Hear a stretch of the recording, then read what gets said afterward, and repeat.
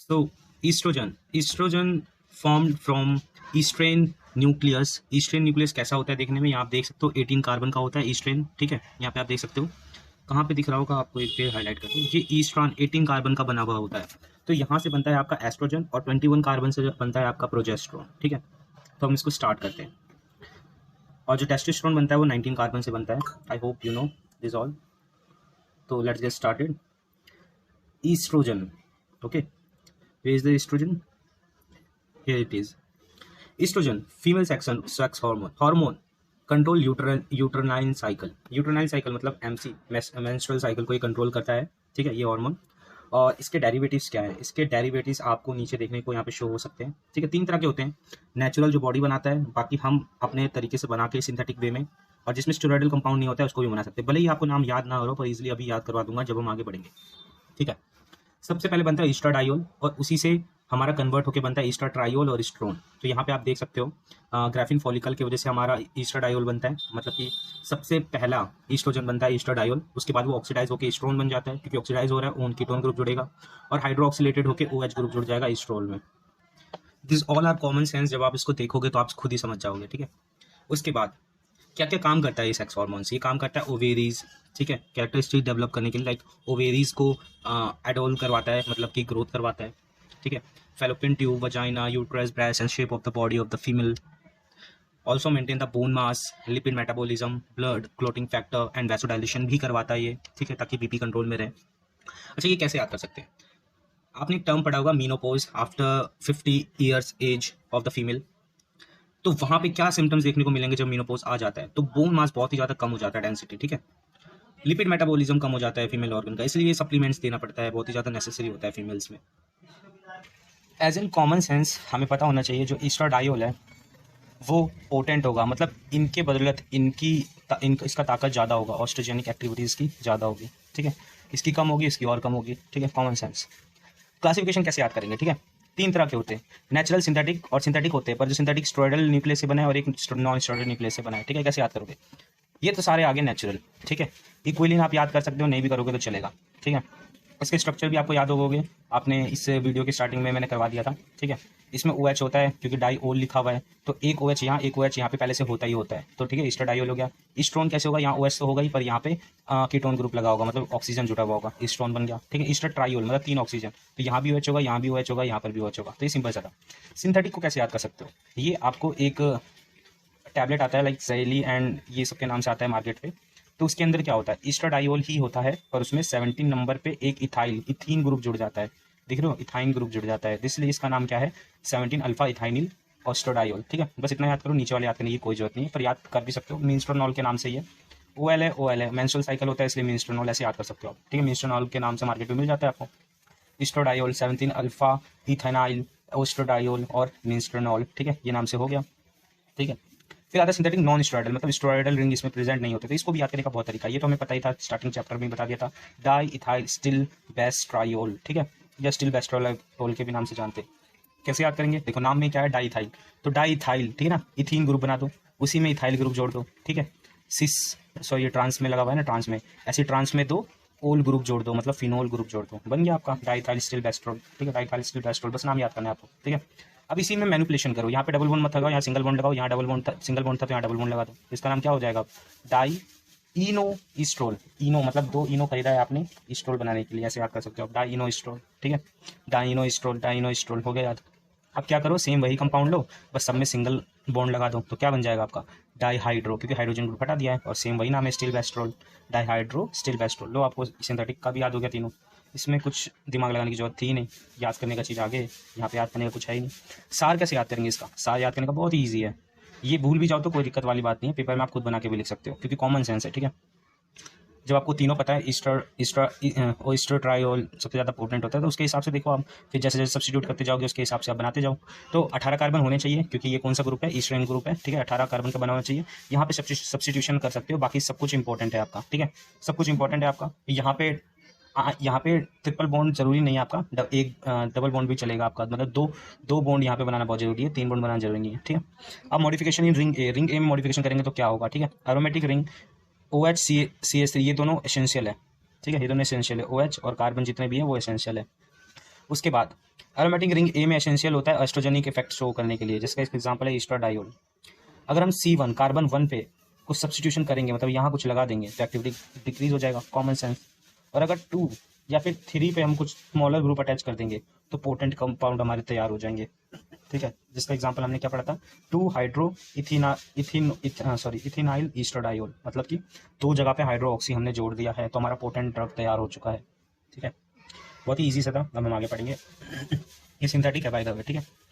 Modification of the ring B पे modification करेंगे तो क्या होगा, मान लो 6, 7, 8, 9, 10 इन जगह पे करेंगे तो क्या होगा।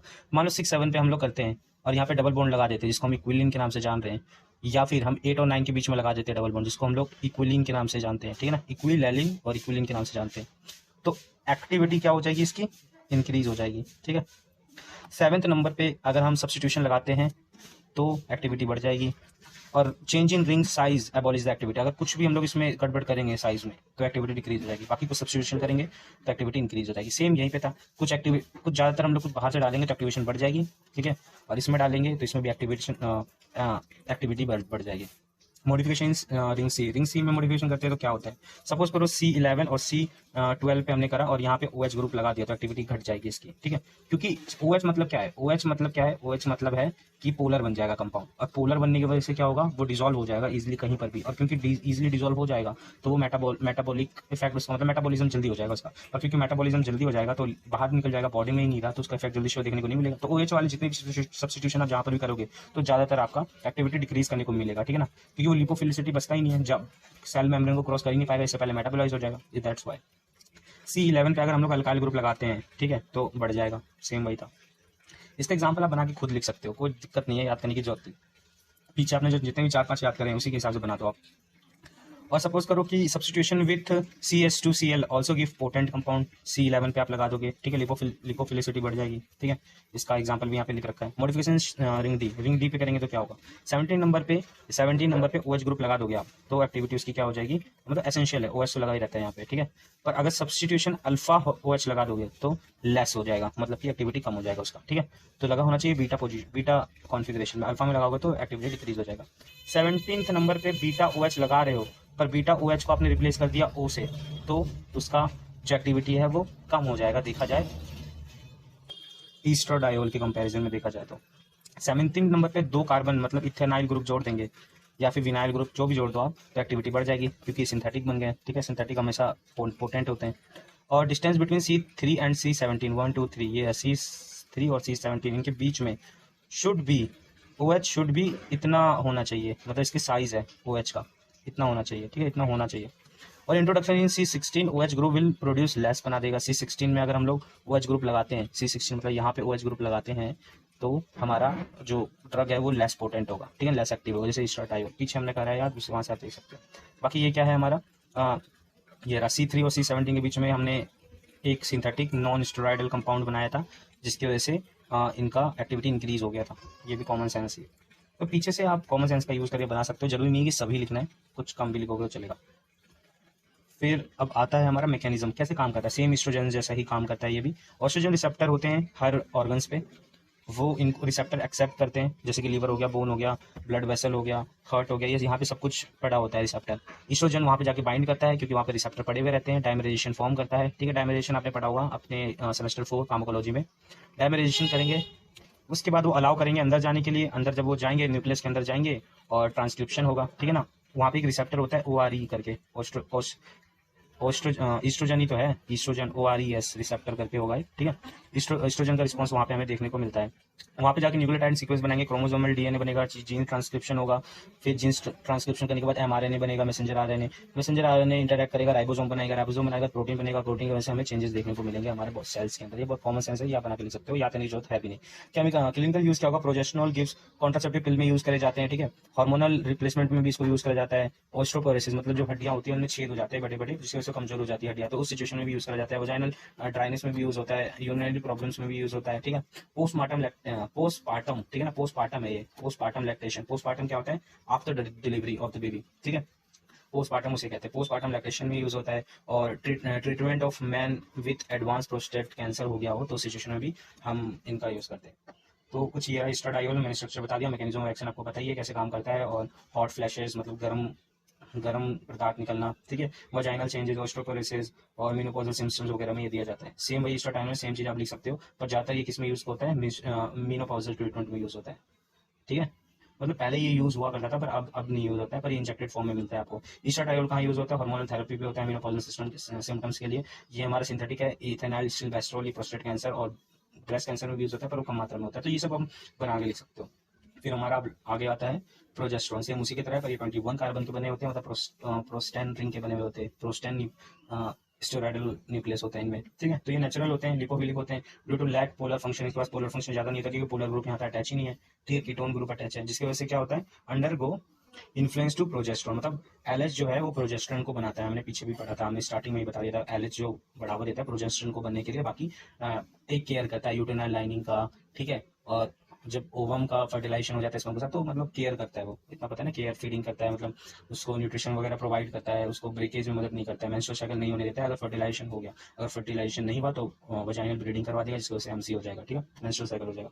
Progesterone secreted by the corpus luteum के द्वारा सीक्रेट होता है in later half of the menstrual cycle and form placenta during the pregnancy. अगर मेंस्ट्रुअल साइकिल है तो 14 डेज के बाद ये बनना स्टार्ट हो जाएगा, अगर नहीं है तो प्लेसेंटा को बनने में मदद करेगा, ठीक है, during pregnancy. Progesterone and progestins are the responsible for the sustenance pregnancy. ये दो हार्मोन है जो हार्मोन प्रेगनेंसी के लिए रिस्पॉन्सिबल होते हैं, ठीक है। P for pregnancy, P for progesterone. Control menstrual cycle and embryogenesis बनने में मदद करता है, या तो मेंस्ट्रुअल साइकिल करवा देगा या तो एम्ब्रोजेनेसिस करने में मदद करेगा। कॉर्पस ल्यूटियम इसको बनाता है, ठीक है। In the male adrenal, males में कहाँ पे बनते हैं, एडिनल एंड टेस्टिस में सीक्रेट होते हैं, पर वो बहुत ही कम मात्रा में होते हैं क्योंकि ये मेल का हार्मोन है ही नहीं, फीमेल का हार्मोन है, इसलिए ज्यादातर ये फीमेल में ही प्रोड्यूस होते हैं। केमिस्ट्री के बारे में बात करें इसका, तो progesterone and natural progestin are the derivative of the pregnant, ठीक है, मैंने बताया था। प्रेग्नेंट जो कार्बन 21 है, स्टेरॉयड स्केलेटन है, वहां से बनता है, तो प्रोग्नेन ही प्रोजेस्टिन बनाता है, फिर वहां से प्रोजेस्टोन बनता है, ठीक है, प्रेग्निन, प्रोजेस्टिन और प्रोजेस्टोन। अनलाइक ईस्ट्रोजन विच लाइकली जो 18 कार्बन के होते हैं इनमें, पर इनके अंदर जो है प्रोजेस्टिन के अंदर 21 कार्बन का स्टेरॉयडल न्यूक्लियस होता है। Progesterone pregnant steroidal nucleus with, उसमें क्या क्या होता है, या तो कीटोन ग्रुप लगा हो सकता है, ठीक है, एसिटाइल ग्रुप लगा सकता है, या फिर एंगुलर मिथाइल ग्रुप उसमें अटैच हो सकते हैं। तो ये 17, 18, 19, 20, 21, ठीक है ना, 21 कार्बन है यहाँ पे, और क्योंकि इसके नाम में ओन है तो यहाँ पे कीटोन ग्रुप अटैच होगा, ठीक है। तो यहाँ पे आपको OH देखने को मिल ही नहीं रहा है क्योंकि OH नहीं है, इसलिए ये लिपोफिलिक कंपाउंड है और ये ज्यादा असर दिखाता है, पोटेंट भी ज्यादा होते हैं, ठीक है। प्रेजेंस ऑफ स्टेरॉयडल न्यूक्लियस, थोड़ा जूम इन कर लेता हूँ इसे। तो presence of steroidal nucleus essential है, मतलब न्यूक्लियस का होना ही होना, मतलब 21 कार्बन का होना बहुत ही ज्यादा इंपॉर्टेंट है एक्टिविटी शो करने के लिए, ठीक है। अब सपोज करो पोजीशन 3 पे कीटोन ग्रुप एसेंशियल है, ठीक है, अनसैचुरेशन यहाँ पे जरूरी है, ठीक है, और एसिटाइल ग्रुप यहाँ पे जरूरी है, और कुछ चेंज भी करेंगे तो इंक्रीज जाएगा, पर है कि पोलर नहीं होना चाहिए, नॉन पोलर कंपाउंड होना चाहिए, जैसे कि कीटोन हो गया, ठीक है, एसिटाइल ग्रुप हो गया, ये सब हो गया। फिर यहाँ पे इथेनाइल या फिर डाइथेनाइल, इथेनाइल ग्रुप, ये सब अल्फा पोजीशन में होना बहुत ही जरूरी है ताकि इंक्रीज हो जाए, बायो एबिलिटी भी इसकी बढ़ जाए। में ऑल्सो कंटेंट OH भी हो सकता है पर वो पोटेंट नहीं होगा इतना, ठीक है। अनसैचुरेशन C6 एंड C7 यहाँ पे वैसे तो नहीं होता है, पर अगर होगा तो उसकी एक्टिविटी बढ़ जाएगी, और अगर हेलोजन ग्रुप डालेंगे तो उसकी भी एक्टिविटी बढ़ जाएगी, पर अगर हेलोजन ग्रुप वहीं पे होना चाहिए C और 7 पे। क्यों, हेलोजन ग्रुप क्या है, इलेक्ट्रॉन विड्रॉइंग ग्रुप है, और इलेक्ट्रॉन विड्रॉइंग ग्रुप है, इलेक्ट्रॉन को खींचेंगे तो लिपोफिलिसिटी बढ़ जाएगी इसकी, ठीक है। फिर आता है आपका थर्ड नंबर पे कीटोन है, और कीटोन है होना चाहिए थर्ड नंबर पे कीटोन, और अगर डबल बॉन्ड होगा तो एसेंशियल इसकी बढ़ जाएगी एक्टिविटी, ठीक है। और कंपाउंड है like desogestrel, lack of 3 ketone group, वहाँ पे कीटोन ग्रुप नहीं होता है बट है प्रोजेस्ट्रॉन फंक्शन, फिर भी वो प्रोजेस्टिन की तरह फंक्शन दिखाता है, जैसे कि यहाँ पे देख सकते हो, यहाँ पे नहीं है आपका कीटोन ग्रुप, फिर भी ये दिखाता है प्रोजेस्टिन की तरह फंक्शन। क्यों, क्योंकि इसके पास ये भी है और ये भी है, ठीक है।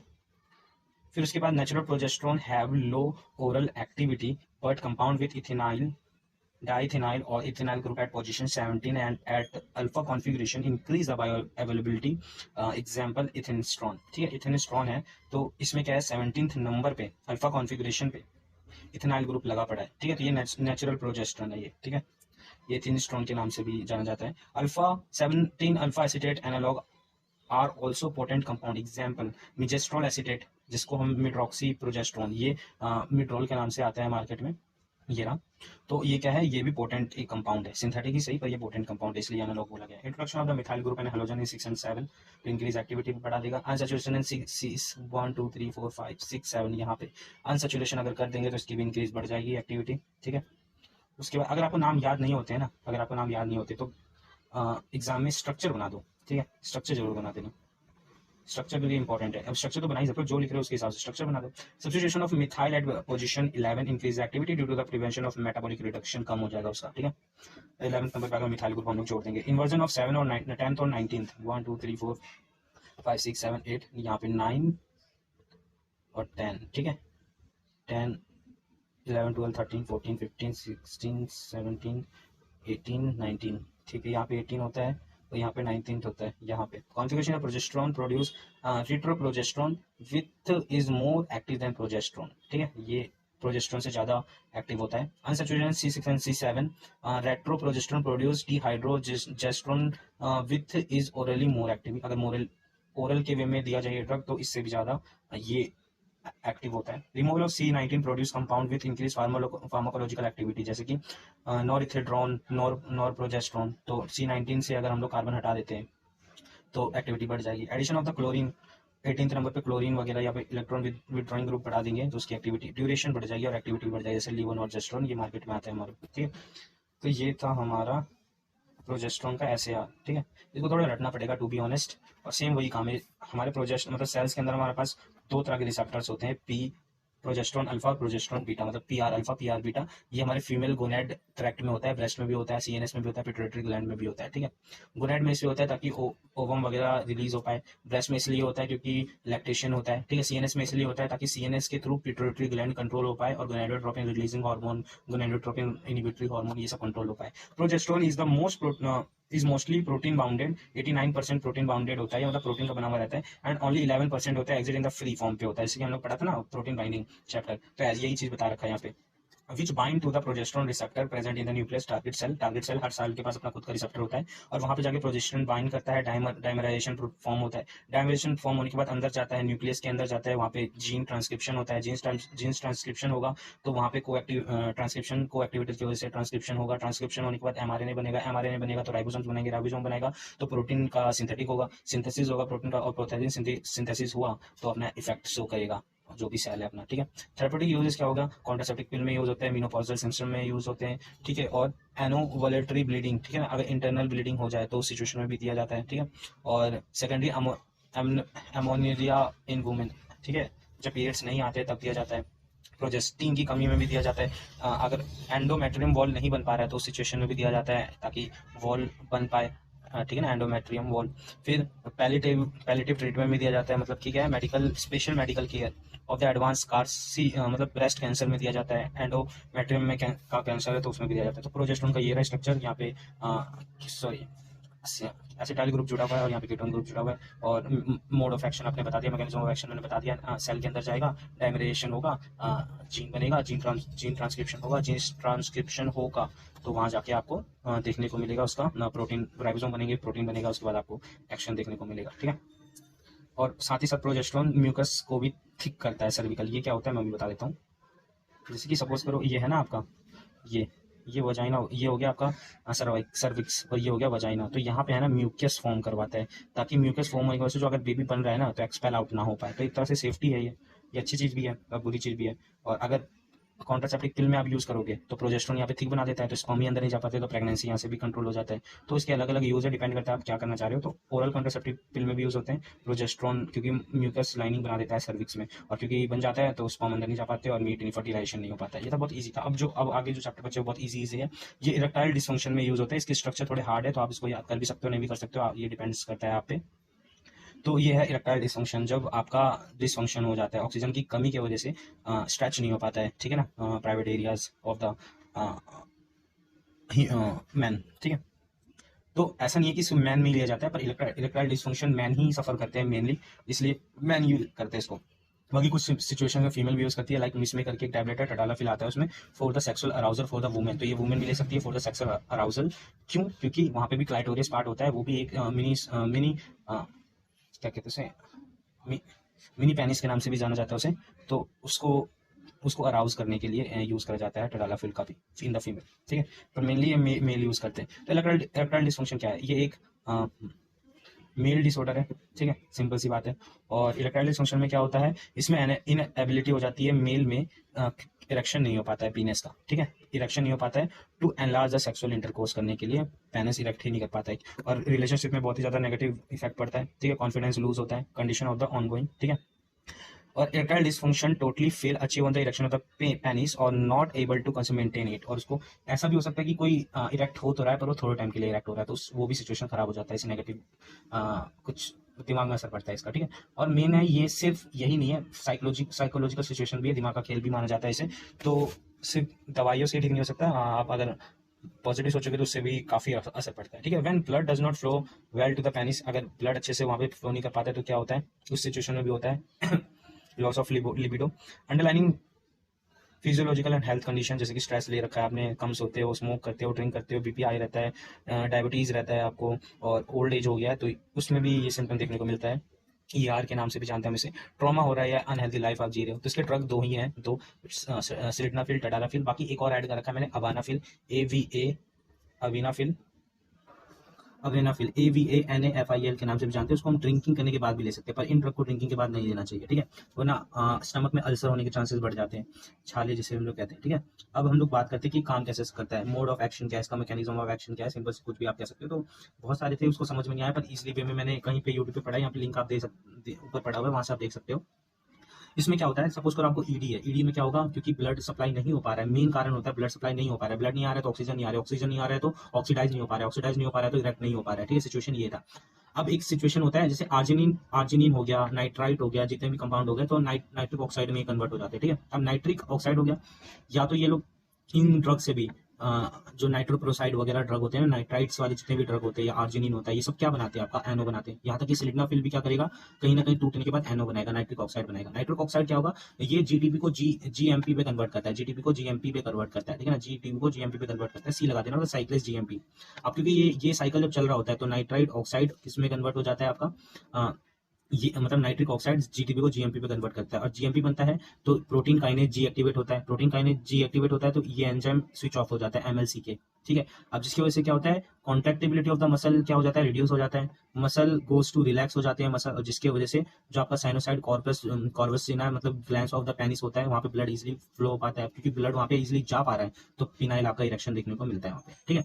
सेम वही चीज था, बस यहाँ पे क्या है, अब ये पाथवे तो हमारे बॉडी में होते ही रहते हैं, पर फिर भी हम इरेक्टाइल डिस्फंक्शन क्यों देखने को मिलता है, क्यों, क्योंकि जो हमारे बॉडी के अंदर एक है ना, मतलब पीनस के एरिया के आसपास PDE5 करके एक एंजाइम होता है, PDE5 है ना, CGMP को वापस से GMP बना देता है, ठीक है, इसमें GMP में कन्वर्ट करता है। अब क्योंकि ये GMP कन्वर्ट हो गया, ठीक है, GMP कन्वर्ट हो गया, मतलब ये जितने भी प्रोटीन है एनो हमारे बॉडी में बनता रहता है, ये सब पाथवे हमारे में हो रहा होता है, पर क्योंकि इस एंजाइम की वजह से ना ये पाथवे नहीं हो पाता, ये वाला पाथवे होने लग जाता है, GMP में बदलने लग जाता है, जिसकी वजह से ब्लड फ्लो नहीं हो पाता है, रिलैक्स नहीं हो पाता है हमारा पीनस का जो भी एरिया है, जो भी।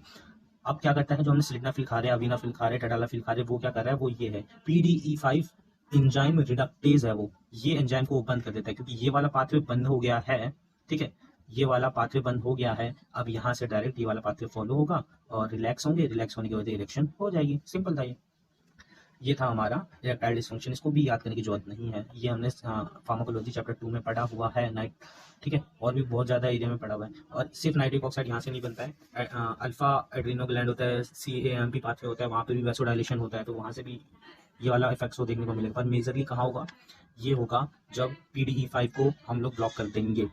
सिलिडनाफिल का स्ट्रक्चर ये आप याद करना चाहो तो कर सकते हो, क्योंकि ये हार्ड है तो मैं इसको याद करने का रिकमेंड नहीं करूंगा। आ जाते हैं पेपर में आपको ऑप्शनल, तो आप चूज कर सकते हो उन दोनों में, और अगर याद करना ही है तो सिलिडनाफिल का करो, कि वो इजी है, क्यों, क्योंकि मैं बताता हूँ। सिलिडनाफिल है, एस में सिलिडनाफिल में एस आता है तो आप एस वाला कंपाउंड जोड़ोगे, ये कंपाउंड है, मेन लोगे बेंजीन, बेंजीन ले लिया आपने, अब बेंजीन में एस, सिलिडनाफिल में एस आ रहा है तो एस वाला मतलब सल्फोनाइल लगा दिया।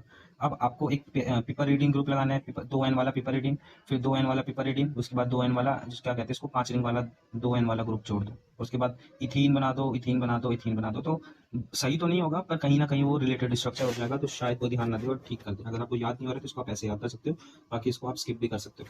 सेम टडालाफिल का भी है, सीलियस के नाम से फेमस है ये, ठीक है, काइलिस के नाम से फेमस है, तो सेम आप इसको याद कर सकते हो। फ्यूरिन ग्रुप है और एक बेंजीन ग्रुप है, ठीक है, बेंजीन के बाद 3 नाइट्रोजन वाले ग्रुप यहाँ पे अटैच है, ठीक है, बेंजीन, फिर 3 बेंजीन नाइट्रोजन, बेंजीन नाइट्रोजन, ऐसे याद कर सकते हो, ठीक है। उसके बाद बेंजीन और जो भी ऑक्सीजन वाला कंपाउंड है ये अटैच है यहाँ पे, तो ऐसे याद कर सकते हो, बाकी जरूरी नहीं है इसको याद करना, ठीक है। तो कैसे याद करें, सिलिडनाफिल में क्या है, बेंजीन, एस नाइट्रोजन वाला ग्रुप, नाइट्रोजन पिपरिडीन और 5 वाला नाइट्रोजन, फिर इसको कैसे याद कर सकते हो, benzene nitrogen, benzene nitrogen benzene nitrogen, benzene nitrogen, benzene oxygen, ठीक है, ऐसे याद कर सकते हो। उसके बाद क्या है, ब्लॉकिंग PDE5 को मेन काम ऐसे ऐसे ये करता है, PDE5 मतलब कि PDP मतलब फॉस्फो, डी मतलब डाइस्टरेज, फॉस्फोडाइस्टरेज एंजाइम को ये डीएक्टिवेट कर देता है, जिसकी वजह से CGMP ही रहते हैं, और CGMP की वजह से रिलैक्स होता है, रिलैक्स होने की वजह से ब्लड फ्लो होता है वहाँ पे, ब्लड फ्लो होने की वजह से वहाँ पे इरेक्शन देखने को मिलता है आपको। Treat for the sexual dysfunction, बाकी और भी है, स्टमक एरिया में भी यूज़ करा जाता है, साथ ही साथ कार्डियोवास्कुलर सिस्टम में अगर कहीं ब्लॉकेज हो गया वहाँ पर भी यूज़ करा जाता है। तो अलग अलग सिचुएशन में कई बार तो ऐसा भी होता है कि पेट में जो लाइनिंग है उसको भी ठीक करने के लिए दिया जाता है सिलिडनाफिल, ठीक है, मोज़ाप्राइड, सिलिडनाफिल और लेटेनोप्रोस्टिल, ये सब सारे पीडी प्रोस्टैग्लैंडिन से कहीं ना कहीं ये रिलेटेड है, तो वहाँ पर भी यूज़ होता है। ये सारे प्रोस्टैग्लैंडिन है।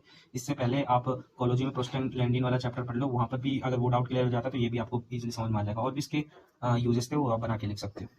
फिर आपका ओरल कॉन्ट्रासेप्टिव, फिर जो फीमेल में यूज होता है, जैसे कि मिफ्प्रिस्टोन, ठीक है, मिफ्प्रिस्टोन मीजोप्रोस्टल के साथ यूज होता है, और ये एक क्या है, प्रोस्टैग्लैंडिन है, ठीक है। उसके बाद नॉर्जेस्ट्रोल, ठीक है, मतलब कहीं ना कहीं फीमेल हार्मोन तो है ही है, पर साथ ही साथ कहीं ना कहीं ये एक प्रोस्टैग्लैंडिन है, एक्सपेल आउट करने में यूज करता है एक बेबी को, मतलब कि एमटीपी किट की तरह भी यूज करा जाता है इसको, ठीक है। तो मिफ्प्रिस्टोन, ठीक है, नॉर्जेस्ट्रिल और लिवोनॉर्जेस्ट्रिल, इसको याद करना है तो कैसे याद कर सकते हैं आप इसको, इसका स्ट्रक्चर भी इजी है। देखो यहाँ पे क्या है, प्रोजेस्टेरोन है, यहाँ देख सकते हो, यहाँ पे आपको प्रोजेस्टेरोन देखने को मिलेगा, बस इथेनाइल प्रोजेस्टेरोन है, ठीक है, ऐसे याद कर सकते हो, इथेनाइल प्रोजेस्टेरोन है। बस यहाँ पे कौन सा रिंग लगा हुआ है, यहाँ पे बेंजीन और अमीन ग्रुप लगा हुआ है, बेंजामीन ग्रुप लगा हुआ है, ठीक है, या अमीनो बेंजीन जो भी कर सकते हो आप, वो ग्रुप लगा पड़ा है, तो मिफ्प्रिस्टोन ऐसे याद कर सकते हो आप। फिर यहाँ पे क्या है, नॉर्जेस्ट्रोल, नॉर मतलब नहीं है, मतलब यहाँ पे CH3 होना चाहिए, पर यहाँ पे CH3 नहीं है, इसकी वजह से इसका नाम क्या है, नॉर्जेस्ट्रिल नाम है, ठीक है।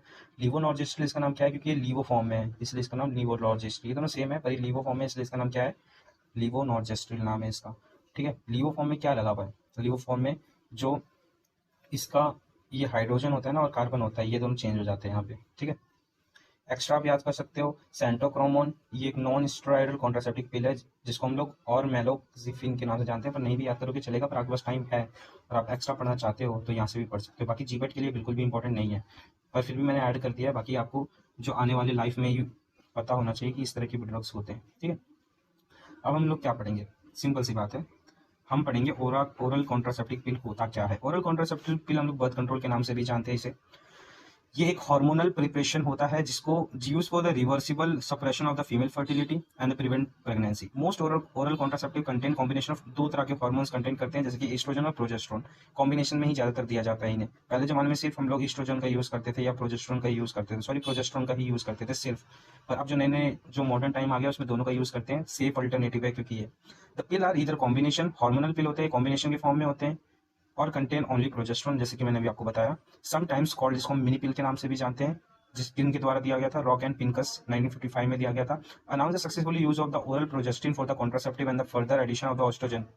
प्रोजेस्ट्रिन को उस वक्त माना गया कि कॉन्ट्रासेप्टिव की तरह यूज कर सकते हैं, और फिर उसके बाद ऑस्ट्रोजन को ऐड करा गया ताकि एफिकेसी को बढ़ाया जा सके और साइड इफेक्ट को कम करा जा सके, और of a large dose of a single hormone. So currently combined pill more method of the contraceptive, अभी बहुत सारे तरीके हैं कॉन्ट्रासेप्टिव पिल को लेने का, ठीक है। तो कॉम्बिनेशन पिल के बारे में हम लोग पढ़ेंगे, हार्मोनल पिल, ओरल पिल, डिपेंड करता है आप किस वे में लेना चाहते हो आप इसको, जिसको हम लोग कहते हैं CHC, मतलब कि कॉम्बिनेशन हार्मोनल, और COC मतलब कॉम्बिनेशन ओरल कॉन्ट्रासेप्टिव्स, ठीक है।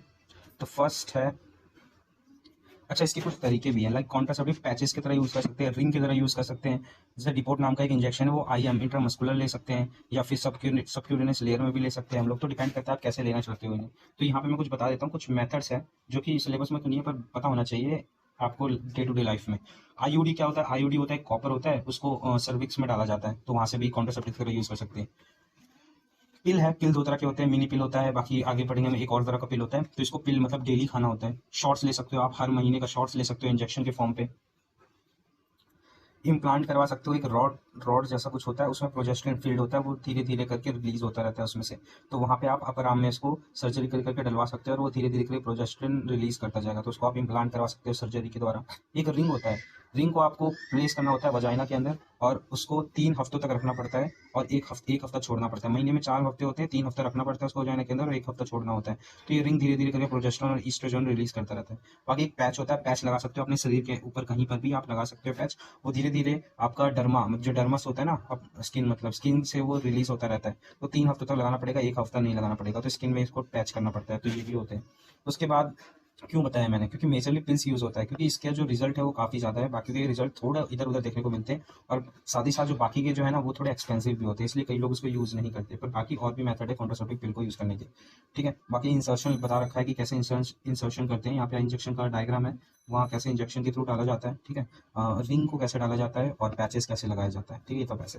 और estrogen inhibit the secretion of the follicle stimulant hormone FSH, मतलब कि एफएसएच है वो बनाता है ईस्ट्रोजन को, मैंने पहले ही बताया था, और ये प्रिवेंट करता है development of the follicular and also stabilize the endometrium lining to the minimize break through bleeding, मतलब ब्लीडिंग भी यही करवाता है ईस्ट्रोजन, मतलब एफएसएच बनाता है ईस्ट्रोजन, वो हमारे हमारे मतलब ओवुलेशन में मदद करता है, ये समझो, और साथ ही साथ ब्लीडिंग को एंड जो लाइनिंग होता है एंडोमेट्रियम वॉल उसको वो थिक भी करता है, उसको डिग्रेड भी करता है, वापस से बनाता भी है, तो ये ईस्ट्रोजन काम करता है। तो ईस्ट्रोजन के डेरिवेटिव क्या है, इथाइनिल ईस्ट्राडायल, जो हमने पहले पढ़ लिया।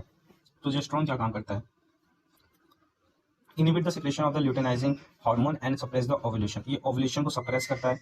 Progestin only contraceptive also slow down the transport of the sperm through the cervical canal by thickening the cervical muscles and causing alteration of the endometrial lining and also affect the Oval transport. मतलब कि क्या है, पहला progesterone कैसे काम करता है, सबसे पहले क्या है, ओवुलेशन को बंद करवाता है, मतलब कि 14th डे पे जो ओवुलेशन होता है ना, एग रिलीज होता है, उसको बंद करवाता है एलएच। ठीक है, प्रोजेस्टिन। ठीक है, एलएच से बनता है प्रोजेस्टिन। ठीक है, तो ओवुलेशन बंद करवाया, साथ ही साथ सर्वाइकल का जो लाइनिंग है, जो म्यूकस बना देता है नीचे, उसको थिक कर देता है। वैसे तो थिक खींच लेता है ताकि जो बेबी है वो एक्सपेल आउट ना हो, पर क्योंकि यहाँ पे थिक हो गया है, थिक होने की वजह से स्पर्म एंटर ही नहीं कर पाएंगे अंदर, तो दूसरा ये हो गया। तीसरा, वो एंडोमेट्रियम वॉल को बनने ही नहीं देता है, अब क्योंकि वो अच्छे से बन नहीं पाया है तो एक ओवुलेशन मतलब फर्टिलाइजेशन हो ही नहीं पाएगा। ठीक है, प्लेसेंटा तैयार ही नहीं हो पाएगा आपका, वो हो गया। इस तरीके से प्रोजेस्टेरोन काम करता है। दूसरा फिर क्या, इसके कुछ डेरिवेटिव जैसे डेसोजेस्ट्रल, लिवोनॉर्जेस्ट्रल, नॉर्जेस्ट्रल और नॉर्थिड्रोन, ये ना इसके कुछ डेरिवेटिव से ये आप याद कर सकते हो इसे। अब हम पढ़ेंगे इसका मैकेनिज्म क्या है। ठीक है, हाइपोथैलेमस से रिलीज होता है, ठीक है ना, LHRH ल्यूटेनाइजिंग रिलीजिंग हार्मोन। ठीक है, ल्यूटेनाइजिंग हार्मोन रिलीजिंग हार्मोन है, एंटी पिट्यूटरी से रिलीज होता है, फिर वहाँ से दो हार्मोन बनते हैं, वैसे तो गोनाडोट्रोपिन रिलीजिंग हार्मोन लिखना था पर यहाँ पे एक शायद गलती है। फिर है एफएचएच रिलीज होता है और एलएच रिलीज होता है वहाँ पे। ठीक है, एफएच और एलएच रिलीज हो गया, एफएच ओवेरी में जाता है, ओवेरी फॉलिकल बनाता है, मतलब ईस्ट्रोजन नाम का एक हार्मोन बनाता है, ल्यूटेनाइजन क्या करता है, प्रोजेस्टेरोन बनाता है। ठीक है, ये आई होप ये क्लियर हो। अब कितने तरह के मेंस्ट्रुअल, यहाँ पे मेंस्ट्रुअल साइकिल थोड़ा सा बता दूं शॉर्ट में ही, ताकि आप खुद ही याद कर सकते हो पढ़ के। मेंस्ट्रुअल साइकिल के फेज कितने होते हैं पता है, 4 दिन का होता है मीनो मीनो मेंस्ट्रुअल साइकिल, फिर 10 दिन का होता है प्रोलाइफेरेट, मतलब यहाँ पे एग बनता है और रिलीज होता है, और 14 दिन का होता है इसको सीक्रेट होने में मदद करता है 14th डेट पे। जो आपका मेंस्ट्रुअल साइकिल होता है कम से कम 5 दिन का होता है, उसका 14th डे पे एग रिलीज होता है, और 14 डे से लेकर 28 डे तक वह एग वहीं पे पड़ा रहता है, अगर फर्टिलाइजेशन होना होगा तो होगा, वरना वो डिग्रेड हो जाएगा एंडोमेट्रियम वॉल के साथ साथ। ठीक है, तो ये था आपका कुछ शॉर्ट पे। उसके बाद ये कुछ साइकिल है जो देख सकते हो कि थिकनिक होता है, एफएचएच पहले कम होते हैं, फिर चौथे 14th डे पे जब रिलीज हो रहा होता है एग तो वो ज़्यादा मात्रा में हो जाते हैं, फिर वो वापस से नॉर्मल हो जाते हैं। पर यहाँ पे ईस्ट्रोजन और प्रोजेस्टेरोन है, मतलब एफएसएच है जिसने ईस्ट्रोजन बनाया, एलएच है जिसने प्रोजेस्टेरोन बनाया, उसकी मात्रा देखो, पहले ईस्ट्रोजन ज़्यादा होता है, क्योंकि ईस्ट्रोजन क्या मदद करता है, ईस्ट्रोजन क्या मदद कर रहा था आपका, एग से रिलेटेड जितनी भी चीज़ें वो ईस्ट्रोजन ही कर रहा था, अगर कॉमन सेंस में बात करें हम लोग, मतलब ठीक है। तो ब्रीफ में बात करें तो ओव्यूलेशन करवाना, एग को बनाना, एग को रिलीज आउट करवाना, ये सब ईस्ट्रोजन करवाता है, इसलिए उसकी मात्रा ज़्यादा थी 14 दिन से पहले। 14 दिन में दोनों की मात्रा ज़्यादा हो गई, अब 14 दिन के बाद ईस्ट्रोजन की मात्रा कम हो जाएगी, क्यों, क्योंकि अब ओव्यूलेशन तो हो गया, मतलब ओव्यूलेशन एग रिलीज आउट हो गया, तो ज़्यादा काम नहीं रहता इसका, अब काम होता है प्रोजेस्टेरोन का। प्रोजेस्टेरोन का काम इस तरह होता है, लाइनिंग को थिक करवाता है, वो एंडोमेट्रियम वॉल को बनाता है, ये सब करवाता है, फिर प्रोजेस्टेरोन भी कम हो जाते हैं और ईस्ट्रोजन भी कम होता है, जिसकी वजह से जो एंडोमेट्रियम वॉल होते हैं ना वो वहाँ पे डिग्रेड होना स्टार्ट हो जाते हैं। तो इस तरह से काम करता है ये। उसके बाद अब फेजेस क्या होते हैं इसके मैंने अभी बता दिया आपको। उसके बाद phases of the menstrual cycle 2 तरह के होते हैं, अगर प्रेगनेंसी है तो कॉर्पस ल्यूटियम है वो किस में कन्वर्ट हो जाएगा, प्लेसेंटा पे कन्वर्ट हो जाएगा और एम्ब्रियो को सपोर्ट करेगा, और अगर प्रेगनेंसी नहीं है तो मेंस्ट्रुअल साइकिल हो जाएगा और न्यू साइकिल स्टार्ट हो जाएगा। ठीक है, बाकी यहाँ पे लिंक दे रखा है, एक यूट्यूब चैनल है राजनीत करके, वहाँ से आप क्लियर कर सकते हो अगर इफ डाउट है आपको। यहाँ पे एडवांटेज क्या है इनकी, ट्रीटमेंट ऑफ द एक्नी के लिए भी यूज होता है ज़्यादा प्रोजेस्टेरोन। ठीक है, हिर्स्यूटिज्म मतलब कि unwanted male pattern hair growth in the women, तो वहाँ पे भी यूज होता है। प्री मेंस्ट्रुअल सिंड्रोम में यूज होता है, एंडोमेट्रियम कैंसर में भी यूज होता है, मेंस्ट्रुअल साइकिल रेगुलेशन में भी यूज होता है, और ओवेरियन सिस्ट हो गया है तो सिचुएशन में भी यूज होता है। अब अगर पिल्स के बारे अगर डिराइव्ड बात करें तो पिल्स के बारे में थोड़ा डिटेल में बात करा जाएगा। ओरल पिल, तो एक कंबाइंड पिल होता है। कंबाइंड पिल में क्या होता है, ईस्ट्रोजन और प्रोजेस्टेरोन का जो पिल है वो कंबाइंड फॉर्म में मिलता है, ठीक है। फिर है मोनोफेजिक पिल्स, कंटेंट इसके अंदर दो तरह के होते हैं, मोनोफेजिक या बाइफेजिक। मोनोफेजिक में क्या होगा, content fix dose of estrogen और प्रोजेस्टेरोन फेज पिल, मतलब ये हर दिन फिक्स्ड अमाउंट में प्रोजेस्टेरोन ईस्ट्रोजन दिया जाएगा, ठीक है। फिर बाइफेजिक में क्या कंटेन करता है, estrogen while dose of progesterone increase in the second half of the cycle. इसका मतलब क्या है, बाइफेजिक के अंदर है ना दो तरह के होंगे, मतलब खाना तो आपको 30 दिन पड़ेगा ये, ठीक है। पर इसमें क्या होगा, बाइफेजिक में ईस्ट्रोजन का है वो डोज फिक्स होगा, और जो प्रोजेस्टेरोन है ना हर दिन वो बढ़ता जाएगा। फिर आता है ट्राइफेजिक। ट्राइफेजिक में क्या होगा, ट्राइफेजिक में होता है ईस्ट्रोजन का फेज जो क्वांटिटी है वो भी फिक्स्ड नहीं होगा, ठीक है, मतलब हो भी सकता है नहीं भी हो सकता है। While dose of the progesterone increase in the 3 equal phases recommended for the women over 35 years old age and those with no withdrawal bleeding और ब्रेक थ्रू ब्लीडिंग, मतलब जिनकी ब्लीडिंग ज़्यादा नहीं हो रही है, ठीक है, कम हो रही है, और वुमेन अगर 35 के ऊपर है तब ये फेज को ज़्यादातर यूज़ करा जाता है। इसके अंदर जो पिल्स होते हैं वो 3 लेयर्स में डिवाइड होते हैं, मतलब 3 हफ्तों में डिवाइडेड होते हैं, और हर हफ्ते में जो ईस्ट्रोजन है उसका फिक्स भी हो सकता है, अलग अलग भी हो सकता है, पर जो प्रोजेस्टेरोन है पहले में कम मात्रा होगा, फिर दूसरे वीक में उससे ज़्यादा मात्रा होगा, थर्ड वीक में उससे ज़्यादा मात्रा होगा, तो ये तीन थ्री फेज ट्राई फेज में है ये हो गया कंबाइंड पिल। कंबाइंड पिल मतलब ईस्ट्रोजन प्रोजेस्टेरोन दोनों दिया जाता है। फिर आता है मिनी पिल्स। मिनी पिल्स में क्या होता है, जो प्रोजेस्टेरोन ही दिया जाता है पर उसमें जो मात्रा होती है प्रोजेस्टेरोन की वो कम होती है, ठीक है। फिर आपका पोस्ट कॉइटल पिल्स, ये क्या होता है, ये एक ही पिल होता है, ठीक है, इसको कहते हैं post coital pill. These are for use of women not taking in contraceptive pills। अगर कॉन्ट्रासेप्टिव पिल नहीं ले रही है तब इसको इस सिचुएशन में यूज करा जाता है, ठीक है। Contraceptive who had sexual intercourse risking unwanted pregnancy, मतलब बाई चांस कर लिया गया है और in between 72 hours you can have it, ठीक है, तब आप उसको ले सकते हो, पर इसके साइड इफेक्ट ज़्यादा होते हैं इसलिए इसको स्पेशल कंडीशंस में ही दिया जाता है सिर्फ, ठीक है। तो मार्केट माइपिल के नाम से भी जाना जाता है इसे। बाकी यहाँ पे प्रिपरेशन कैसे तैयार कर सकते हो आप एक लैब में, अगर आपके पास लाइसेंस है तो कैसे तैयार कर सकते हो, तो वहाँ पे कुछ दे रखा है, कंबाइंड पिल, फेस पिल, पोस्ट क्वाइटल पिल और मिनी पिल कैसे तैयार कर सकते हो, ठीक है। यहाँ पे डायग्राम है, देख के आप इसको समझ सकते हो। फिर आता है practical consideration.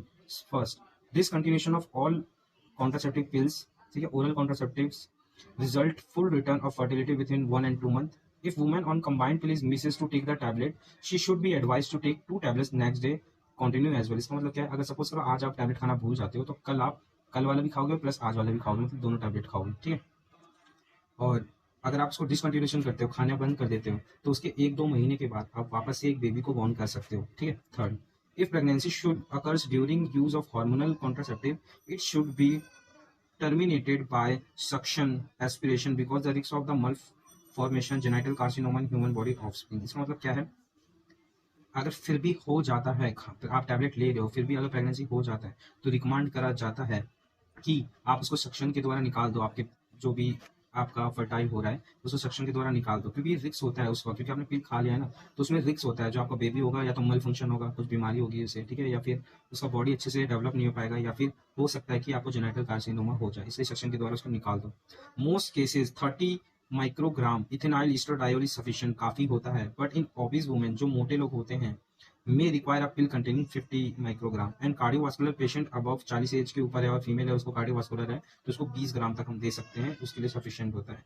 If the break through bleeding occurs, अगर बहुत ज़्यादा ब्लीडिंग हो जाता है, switch over a pill containing higher estrogen dose, ऐसे पिल्स में स्विच कर जाओ जिसमें एस्ट्रोजन की मात्रा ज़्यादा हो। In women with contraindications of for estrogen and progesterone only contraceptive may be used। अगर किसी को contraindication है मतलब एलर्जी होने के चांसेस हैं तो उसको ना ले, ठीक है, और या जो आपको सूट करता है सिर्फ आप उसी को खाएं, अलग अलग तरीके की चीज़ें ना खाएं। साइड इफेक्ट होने के चांसेस में बहुत ज़्यादा होते हैं, जैसे कि सिंपल साइड इफेक्ट क्या हो गया, जैसे नोजिया, वोमिटिंग, हेडेक, खून ज़्यादा आना, ब्रेस्ट का डिस्कम्फर्ट हो जाना, थोड़ा सा पेन रहना, ठीक है, और लैग विन थ्रोम्बोसिस मतलब खून का जमना स्टार्ट हो जाना, एम्बोलिज्म खून का जमना स्टार्ट हो जाना हार्ट में, कोरोनरी या फिर सेरिब्रम थ्रोम्बोसिस मतलब दिमाग में खून जमना स्टार्ट हो जाना, ठीक है।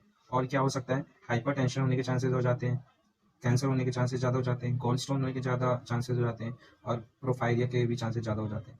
कॉन्ट्राइंडिकेशन कुछ होते हैं इसको लेते वक्त, सपोज करो if a women is an diabetic patient तो उसको कंट्रोल में भी वाइटेड कंट्रोल वे में या फिर प्रिस्क्राइब वे में ही खाना है डॉक्टर की सलाह पे। Suppose a women is obese मतलब कि मोटे हैं थोड़े, तो उनको थोड़ा डोज ज़्यादा देना है तो वो भी डॉक्टर ही तय करेगा कि कितना डोज लेना है। फिर सपोज करो कि अनडायग्नाइज्ड वजाइनल ब्लीडिंग हो रही है, ठीक है, तो ये भी कॉन्ट्राइंडिकेशन है, तब नहीं लेना है। यूटेनाइन लियोमाइन मतलब कि कैंसर टाइप है ये, तो उस सिचुएशन भी नहीं लेना है। अगर कोई फीमेल मेंटली इल है तो भी नहीं लेना है। अगर आपकी एज 35 प्लस है तो भी नहीं लेना है। अगर आपको हाइपरटेंशन है, थोड़ा या ज़्यादा कुछ भी हो सकता है, तब भी कॉन्ट्राइंडिकेशन है ये। फिर माइग्रेन की प्रॉब्लम है, तब भी कॉन्ट्राइंडिकेशन है ये। गॉल ब्लैडर डिजीज है, तभी क्योंकि ये जो ड्रग है इन जगह पे वो इफेक्ट शो करता है जाके। मिफ्प्रिस्टोन का स्ट्रक्चर मैंने बता दिया आपको, कैसे आप याद कर सकते हो। सेम वही है, आपको 21 रिंग बनाना है, ठीक है। 21 रिंग बनाने के बाद आपको यहाँ पे अमीनो फिनोल या फिर अमाइनो बेंजीन जो भी कहना चाहो आप वो बना सकते हो। तो यहाँ पे आपको कैसे याद करोगे?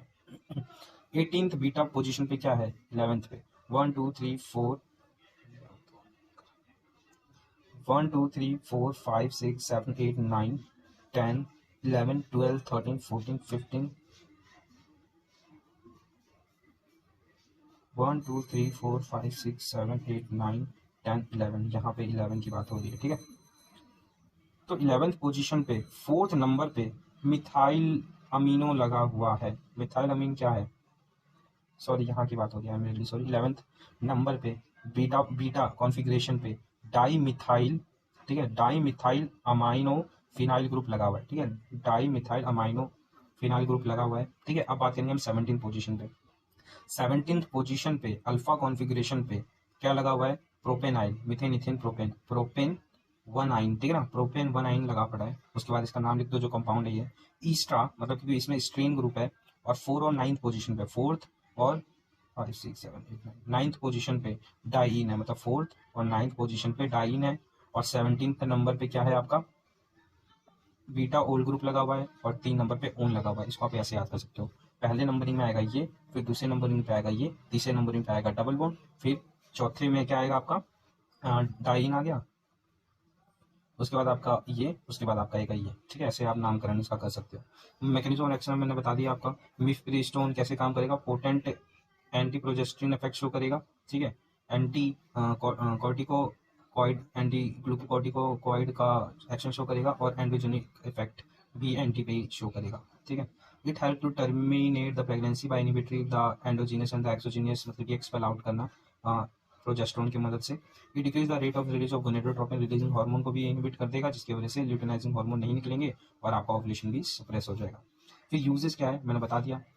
टर्मिनेट करने के लिए, लेबर को इंडक्शन करने के लिए, पोस्टकॉइडल कॉन्ट्रासेप्टिव की तरह भी यूज़ कर सकते हैं। यूटेनाइल फिब्रॉइड, अगर वहाँ पे कुछ सिम्टम्स देखने को मिला है तो उस सिचुएशन में यूज़ कर सकते हैं। कसिंग सिंड्रोम में भी यूज़ कर सकते हैं एंटी ग्लूकोकॉर्टिकॉइड की तरह। उसके बाद softening and dilation of the सर्विक, एक एक सर्जिकल टर्मिनेशन प्रोसीजर को करने से पहले डायलेशन के लिए भी हम लोग उसको यूज़ कर सकते हैं, ठीक है। नॉर्जेस्ट्रोल भी सेम ही है उसका कुछ। नॉर्जेस्ट्रोल में क्या है आपका? मतलब यहाँ पे मीथेन ग्रुप नहीं है पहली बात तो, ठीक है। इसको हम लोग कह रहे हैं नॉर्जेस्ट्रोल, ठीक है। अब इसको याद कैसे कर सकते हो? ये ना नॉर्जेस्ट्रोल लीवोनॉर्जेस्ट्रोल दोनों एक ही साथ ही है, ठीक है। नॉर्जेस्ट्रोल लीवोनॉर्जेस्ट्रोल कैसे याद कर सकते हो? इसको हम लोग क्योंकि रेजमिक मिक्सर होता है ये, ठीक है, पॉजिटिव और नेगेटिव दोनों होते हैं। उसके बाद 13th नंबर पे इथेनाइल ग्रुप लगा पड़ा है, ये रहा 13th नंबर पे। 1 2 3 4 5 6 7 8 9 10 11 12 13, 13th नंबर पे इथेनाइल ग्रुप लगा हुआ है। फिर 17th नंबर पे 13 14 15 16 17, 17th नंबर पे इथेनाइल ग्रुप लगा हुआ है, ठीक है। सॉरी, 13th नंबर ये रहा और 17th नंबर ये रहा, इथेनाइल ग्रुप लगा हुआ है। 19th नंबर पे 18th 19th नंबर पे नॉर है, मतलब कि कार्बन नहीं है। और ये एक ईस्टर्न ग्रुप है, इसलिए इसका नाम ये पड़ा हुआ है। साथ ही साथ इसका हम लोग कैसे देख सकते हैं? सेम राइट वाले का भी आप नाम देख सकते हो नीचे। और मैकेनिज्म ऑफ एक्शन भी काफ़ी सेम है और यूजेस भी काफ़ी हद तक इसका सेम ही है। फिर आपका लास्ट आता है कॉर्टिकोस्टेरॉइड के नाम से जानते हैं हम लोग इसको। इसके अंदर क्या आता है आपका? Cortisone, prednisolone. तो नीचे इसके स्ट्रक्चर है, आप इसको याद कर सकते हो, सेम इजी सा वही है। फिर अब आता है कॉर्टिकॉइड या कॉर्टिकोस्टेरॉइड होते क्या है? ये 3 तरह में डिवाइडेड होता है, जैसे कि लिवर है ना, ये 3 तरह में डिवाइडेड है। जोना ग्लोमीरुलोसा, जोना फेसिकुलेटा और रेक्टिकुलेसा, ठीक है।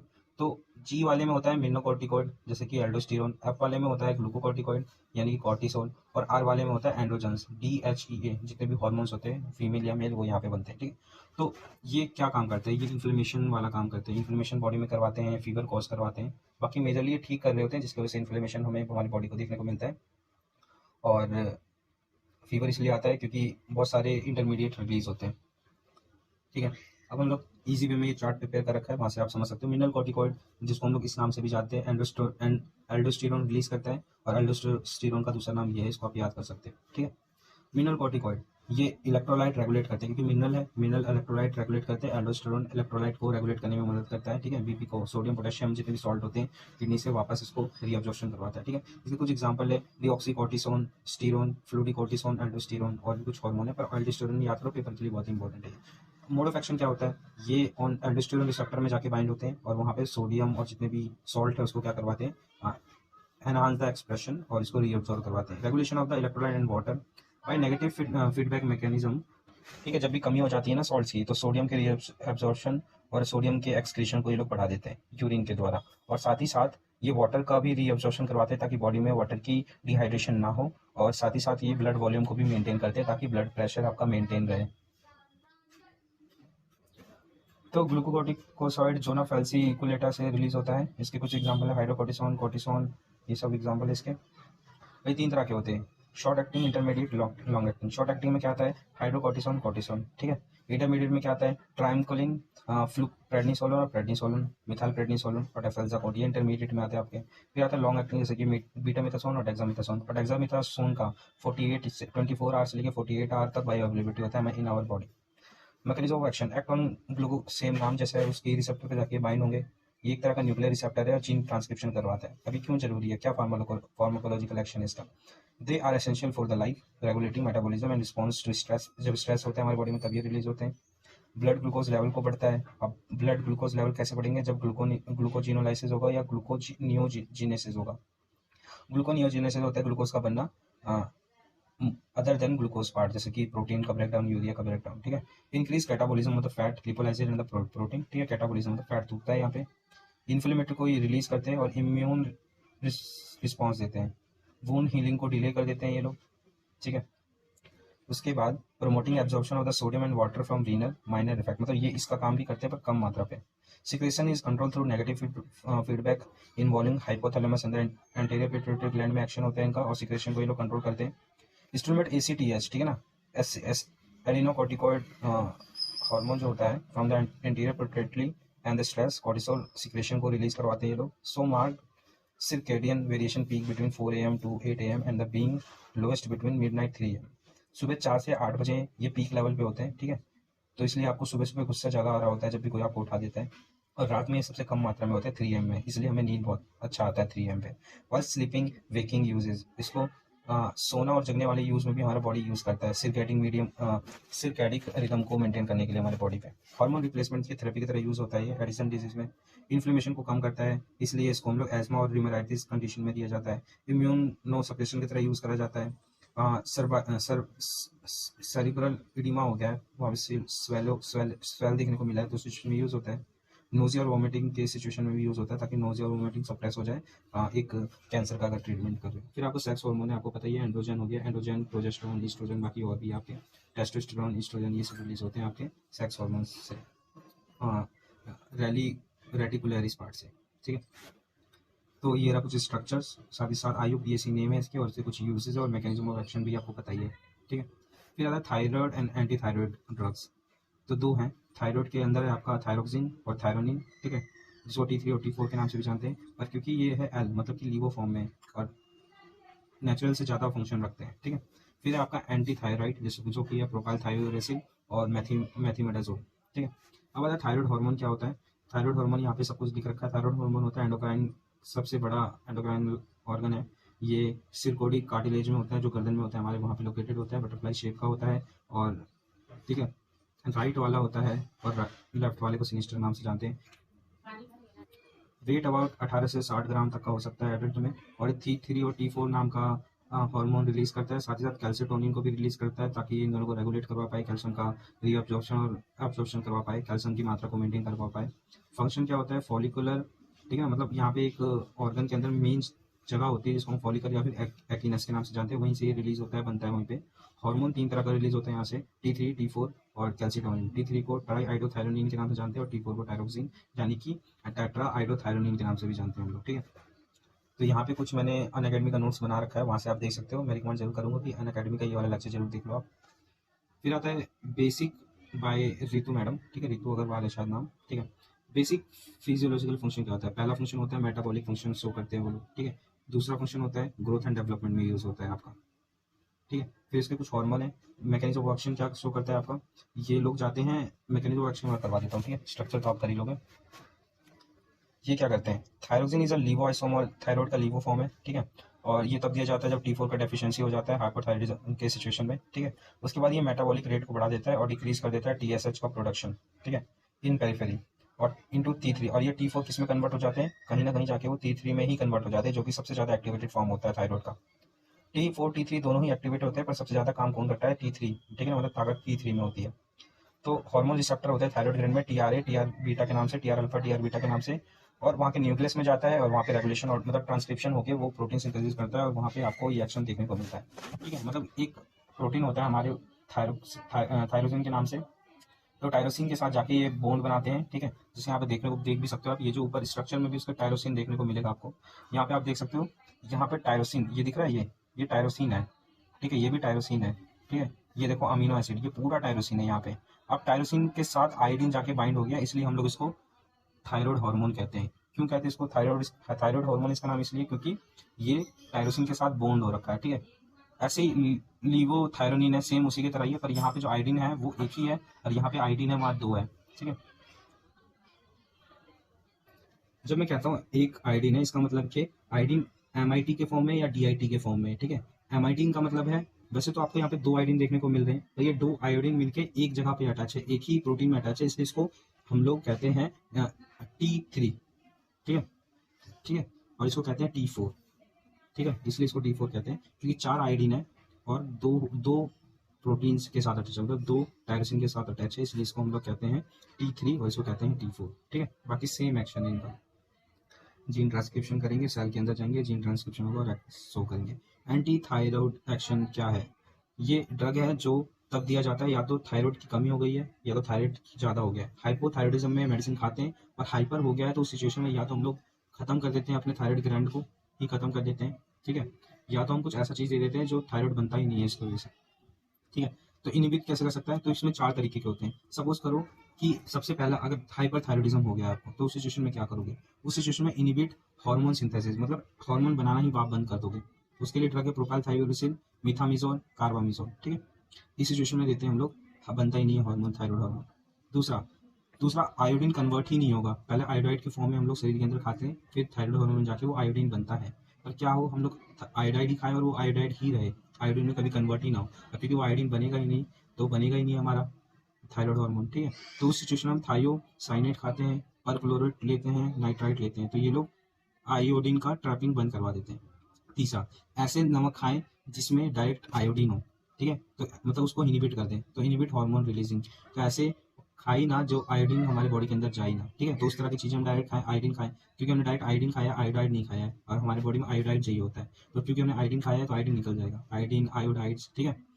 और सोडियम पोटेशियम के आयोडाइड्स या ऑर्गेनिक आयोडीन डायरेक्ट खाएं हम लोग, ठीक है। उसके बाद है हम नष्टी करते हैं अपने ग्लैंड को, तो हम आयोडीन 131 मतलब रेडियो एक्टिव आयोडीन शरीर के अंदर डालते हैं, रेडियो एक्टिव आयोडीन जाता है थायराइड ग्लैंड में और थायराइड ग्लैंड नष्ट हो जाता है जिसकी वजह से। और आपको अगर अच्छे डिटेल में जानना है तो यहाँ पे लेक्चर्स दे रखे हैं, आप वहाँ से कर सकते हो। उसके बाद है प्रोपाइल यूरेसिल और मिथामिजोल, मैंने बताया ना यहाँ पे आपको, इनिबिट हार्मोन सिंथेसिस बनना ही बंद कर देते हैं ये, ठीक है। तो ऑक्सीडेशन की वजह से आयोडाइड आयोडीन में कन्वर्ट होता है, पर क्योंकि ऑक्सीडेशन नहीं होगा क्योंकि हमने डायरेक्ट ये लिया है, और ये क्या करता है, ऑक्सीडेशन को ब्लॉक करवा देता है, जिसकी वजह से आयोडीन में कन्वर्ट नहीं होता है। आयोडीन नहीं कन्वर्ट होगा तो T3 और T4 हार्मोन नहीं बनेंगे आपके। तो कब ये यूज़ होगा? जब आपका थायराइडिज्म ज़्यादा हो, हाइपोथायराइडिज्म की सिचुएशन में होगा, या ग्रेव डिजीज में ये यूज़ होगा, मतलब हाइपरथायराइडिज्म ही है ग्रेव डिजीज। या फिर आपको टॉक्सिक नोडुलर गोइटर हो गया है, ठीक है, गोइटर गिल्टी के नाम से भी जानते हैं हम लोग, तो वो हो गया है, या थायरॉइड एडिनोमा हो गया है, उस सिचुएशन में देते हैं। इसको याद करने का बहुत तरीका है। ये थायराइड हार्मोन, ये टायरोसिन प्रोटीन है, उसी में बस आयोडीन जोड़ दो, आपको प्रोपाइल थायोरेसिल बन जाएगा। और कैसे याद कर सकते हो? प्रोपीन ग्रुप यूरेसिल के साथ अटैच है, तो भी आप इसको ऐसे याद कर सकते हो। मिथामिजोल क्या है? देखो, मीथेन और इमिजोल, ठीक है, तो इस सिचुएशन में भी आप मिथामिजोल ले सकते हो। तो आई होप ये वीडियो आपको अच्छा लगा होगा, मुझे पता है क्योंकि मैंने इसको जल्दी जल्दी कवर करवा दिया है, पर आप जब आप नोट से पढ़ोगे तो डिटेल में आप पढ़ो, जो नहीं समझ में आता है तो कमेंट में बताओ, या फिर छोटे छोटे जो वर्ड समझ में नहीं आए उसको आप गूगल कर लो, यूट्यूब से करो, क्योंकि आप जब आप खुद से पढ़ोगे ना तो आपको ज़्यादा समझ में आएगा, बल्कि आपको कोई पढ़ा है वो आप भूल जाओगे। अब क्योंकि यहाँ पे शोर ज़्यादा है इसका